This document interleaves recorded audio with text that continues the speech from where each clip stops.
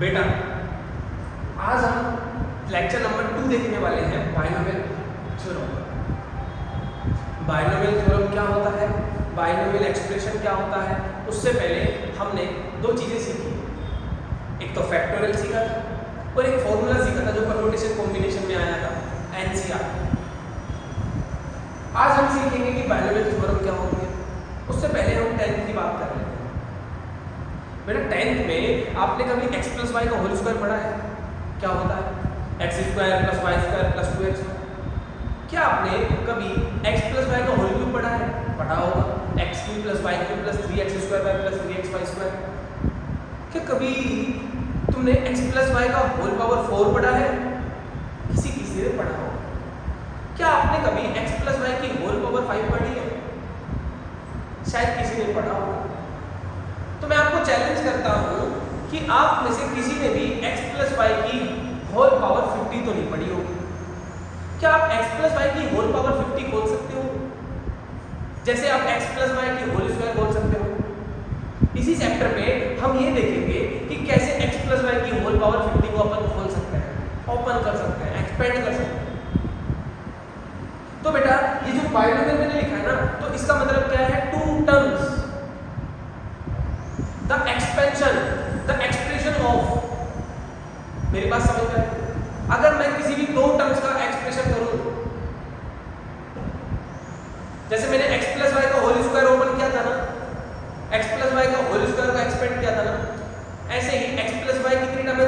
दो टर्म का एक्सपेंड किया था। तो ऐसे ही अगर मैं दो टर्म का एक्सपेंड करूंगा तो उसको हम क्या बोलेंगे? बाइनोमियल एक्सप्रेशन, जिसको अपन बाइनोमियल थ्योरम बोलते हैं। तो 100 बात की एक बात, बाइनोमियल थ्योरम क्या होती है? बाइनोमियल थ्योरम का मतलब होता है दो टर्म का एक्सपेंशन। मेरी बात समझ में आई आपको? तो आपके दिमाग में ये डर जाना चाहिए कि x प्लस वाई की पावर 50 को अपन कैसे खोलेंगे। और ये जो थ्योरी दी थी ना, ये दी थी पास्कल ने। तो क्या होता है बेटा, पास्कल के पास चलते हैं। पास्कल ने देखा कि जब x प्लस वाई की होल पावर में 1 करूंगा तो क्या आएगा बच्चों? x plus y. इसकी फर्स्ट टर्म क्या है? 1, और इसकी सेकंड टर्म क्या है? बेटा मुझे बताइए x प्लस वाई का होल स्क्वायर क्या है? आपने पढ़ा है? पास्कल ने नहीं पढ़ा था। पास्कल ने देखा x प्लस वाई का होल स्क्वायर होता है x square plus 2xy plus y square. बेटा x प्लस वाई की होल पावर क्यूब बताना क्या आएगा? x cube plus 3x square y plus 3xy square plus y cube. बोलो आया क्या? बेटा मुझे बताइए x प्लस वाई की होल पावर 4 क्या होगी? देखिए मैंने क्या लिखा था? होल पावर 4 क्या होगी? होल पावर 4 होगी x की पावर 4 प्लस 4 x की पावर 3 y की पावर 1 प्लस 6 x की पावर 2 y की पावर 2 प्लस 4 x की पावर 1 y की पावर 3 प्लस 1 x की पावर 0 y की पावर 4। सर ये आपने कैसे लिख दिया? चलो आपको भी याद होगा ये फॉर्मूला x प्लस वाई की पावर 4 का। तो बेटा मैं चाहता हूं अब x प्लस वाई की पावर 5 लिख के बताओ। सर पता ही नहीं कैसे लिख सकते, हमने तो फॉर्मूला याद लिख लिया। चलो बेटा हम लिखेंगे इसको लास्ट में। आइए एक चीज देखते हैं अपन, कुछ खट्टी मीठी बातें करते हैं।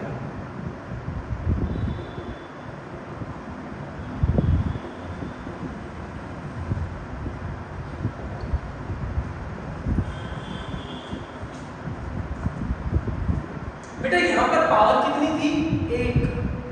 तो बेटा देखना टोटल टर्म कितनी आई? 2। मैं इसी को देख के कुछ एनालाइज करने की कोशिश करता हूं और फिर मैं देखूंगा x प्लस वाई की होल पावर 5 को कैसे लिख सकता हूं। मैं बेटा ये जो लिखा था ना x प्लस वाई की होल पावर 4, इनको ही मैंने थोड़ा सोचकर, इनको ही मैंने एनालिसिस करके ही लिखा है। तो आप भी इन सबको एनालिसिस करके मैं लास्ट में आपको x प्लस वाई की होल पावर 5 बोल के दिखाऊंगा। देखो बेटा यहाँ पर टोटल टर्म कितनी थी? यहाँ पर n पावर कितनी थी? होल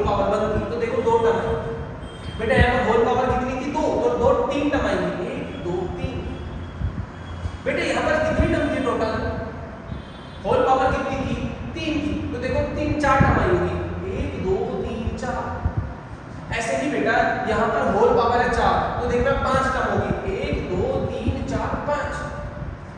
तो मैं एक बात का अंदाजा लगा सकता हूँ, अगर x प्लस वाई की पावर n है तो टोटल टर्म कितनी होगी बेटा, एक ज्यादा होगी, that is the n plus 1। अब बताइए इसमें टोटल पावर कितनी थी 5, तो इसमें बेटा टोटल टर्म कितनी आएगी 6। एक अंदाजा तो हम लगा चुके हैं कि यहाँ पर टोटल करके 6 टर्म आएगी, 1 2 3 4 5 6। पहली बात बेटा एक और बात करते हैं। बेटा एक चीज देखिए, यहाँ पर फर्स्ट टर्म कितनी है, फर्स्ट टर्म क्या है x, तो देखो फर्स्ट टर्म की पावर 1 हो गई फिर घट गई। बेटा यहाँ y है ना, तो यहाँ पर x की पावर 0 लिख दूं, किसी की पावर 0 का नहीं होता है, पहले यहाँ x की पावर 1 थी फिर 1 कम हो गई। बेटा यहाँ फर्स्ट टर्म क्या है x, तो देखिए x की पावर घटेगी, पहली कितनी थी 2 फिर हो गई 1 फिर हो गई 0। बेटा ये फर्स्ट टर्म कौन है x, तो फर्स्ट टर्म की पावर घटती जाएगी, देखना 3 2 1 0। ऐसे ही बेटा फर्स्ट टर्म क्या है 4, सॉरी फर्स्ट टर्म है x, उसकी होल पावर देखना घटती जाएगी 4 से, मैक्सिमम से 4 से 0 तक जाएगी, 4 3 2 1 0। तो मतलब मैं ऐसे कह दूं, जो फर्स्ट टर्म की पावर होगी, power of first term will decrease, अरे होगी ना, तो बताइए x प्लस वाई की होल पावर 5 क्या होगा, x की पावर 5 प्लस x की पावर 4 प्लस x की पावर 3 प्लस x की पावर 4 प्लस x की पावर 1 प्लस x की पावर 0।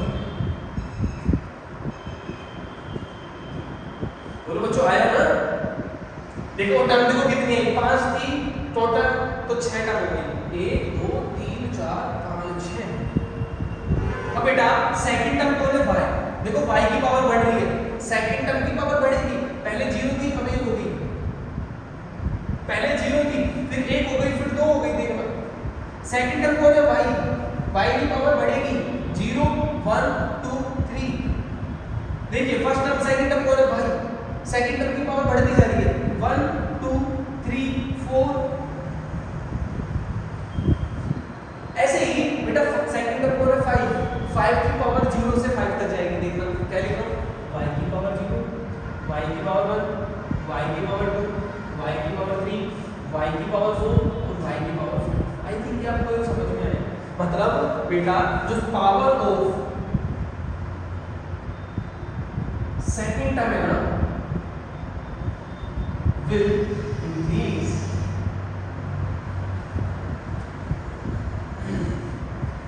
बस हमारे पास अब बचा क्या है, अब हमारे पास बचा है ये कांस्टेंट, ये वाला। सर इसको कैसे लिखें, बेटा पास कर ले, सब कुछ बताया, पास कर ले, एक एनालिसिस की, एक एनालिसिस का मॉडल चुने हैं।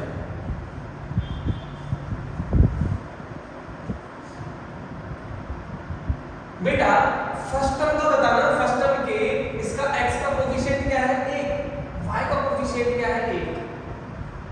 बेटा देखो इनके मल्टीपल क्या है 1, तो मैं यहां लिख दूं 1 1।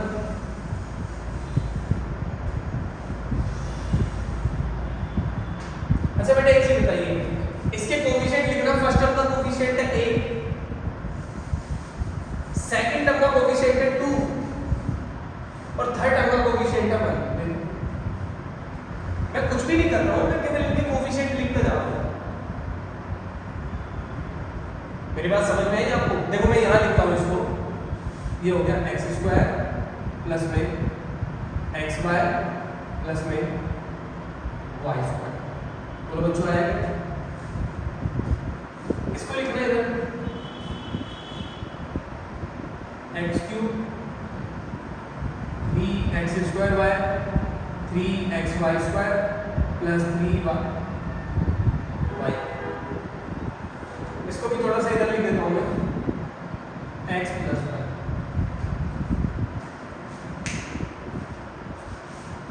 अब बेटा हम क्या करने वाले हैं, हम ये देखने वाले हैं कि सर इसके x प्लस वाई की पावर 5 पे मैंने x y तो लिख दिया, पर मैं इसके कोफिशिएंट को कैसे लिखूं? आप कोफिशिएंट बताइए इसके जो मल्टीपल में होंगे कैसे लिखें? बेटा देखो पास्कल ने क्या एनालिसिस किया, जब उसने x प्लस वाई की होल पावर बोली ना तो उनके कोफिशिएंट आए ये x प्लस वाई की होल पावर 1 के कोफिशिएंट है। बेटा x प्लस वाई की होल स्क्वायर के कोफिशिएंट क्या है? 1 to 1, तो ये लिखा 1 to 1। बेटा x प्लस वाई की होल क्यूब के कोफिशिएंट क्या है? 1 3 3 1, तो उसने क्या लिखा? 1 3 3 1। बेटा जब उसने लिखा x प्लस वाई की होल पावर है, उसके कोफिशिएंट क्या है? तो उसने लिखा 1।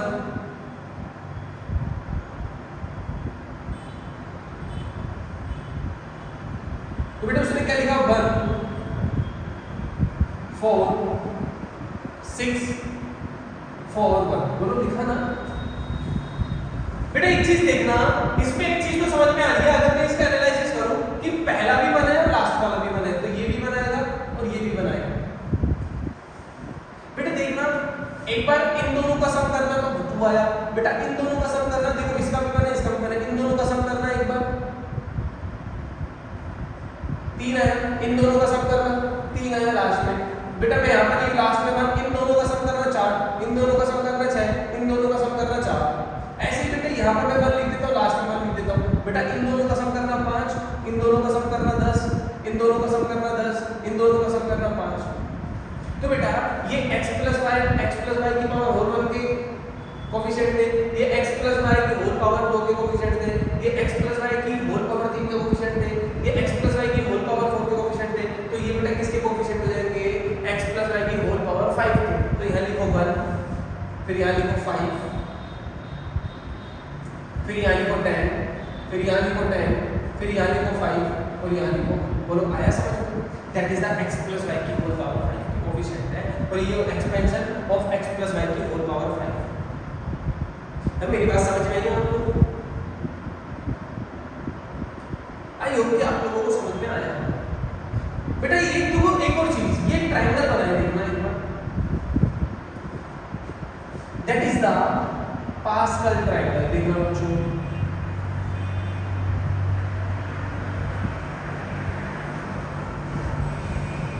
अच्छा अगर मैं तुमसे x प्लस वाई की होल पावर 6 बोलता हूं तो फर्स्ट टर्म की पावर घटेगी और सेकंड टर्म की पावर बढ़ेगी। तो कैसे लिखूंगा? x की पावर, मैं देख लेता हूं एक बार आप लोगों को दिख रहा है।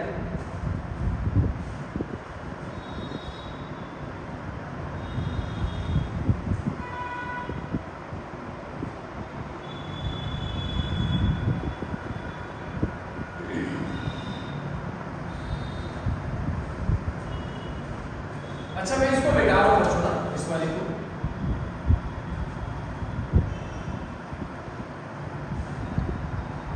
अगर बच्चों मैं x प्लस वाई की होल पावर 6 को ओपन करूं तो बताइए कैसे होगा?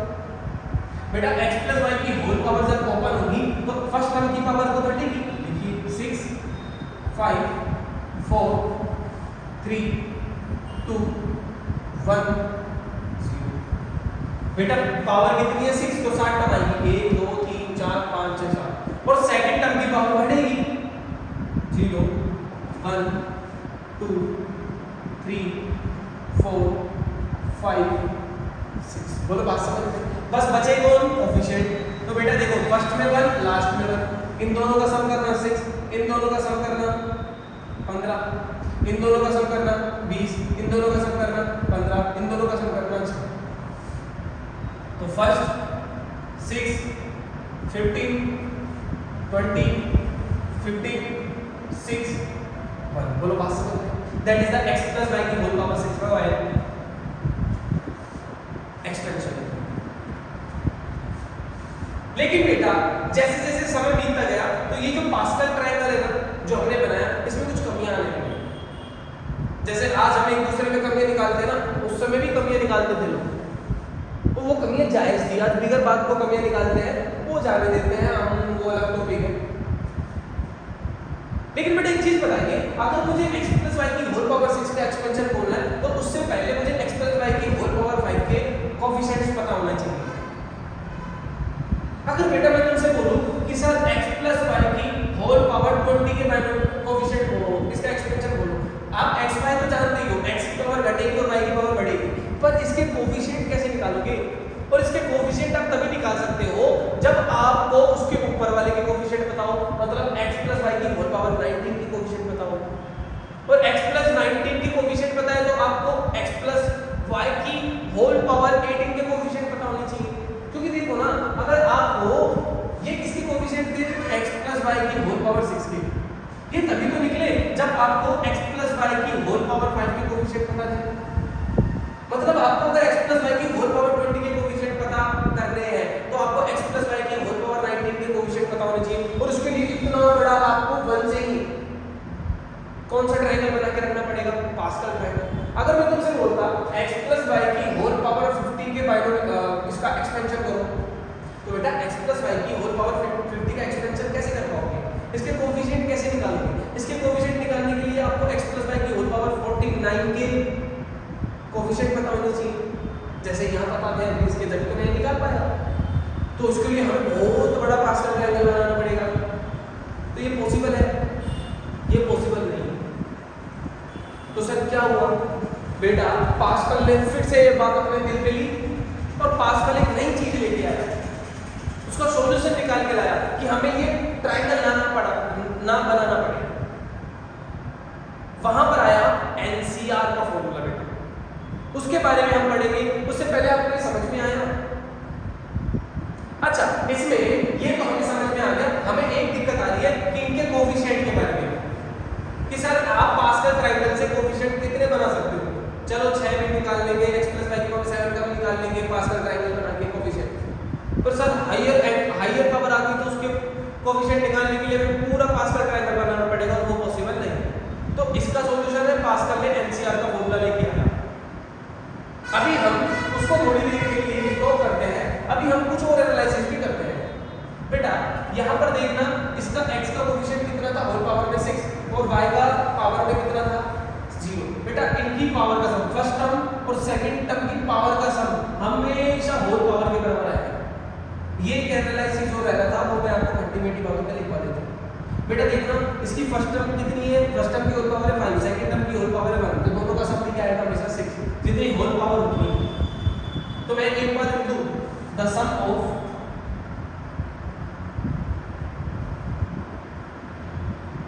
Whole power of first term and second term is always equals to, देखो यहां पर इसकी पावर कितनी है 1 और इसकी पावर कितनी है 5, इन दोनों का सम कितना आएगा, जितनी होल पावर है 6। आई थिंक कि आप लोगों को ये बात समझ में आ गई होगी। अच्छा, एक और चीज का एनालिसिस यहां कर सकते हैं बेटा, देखना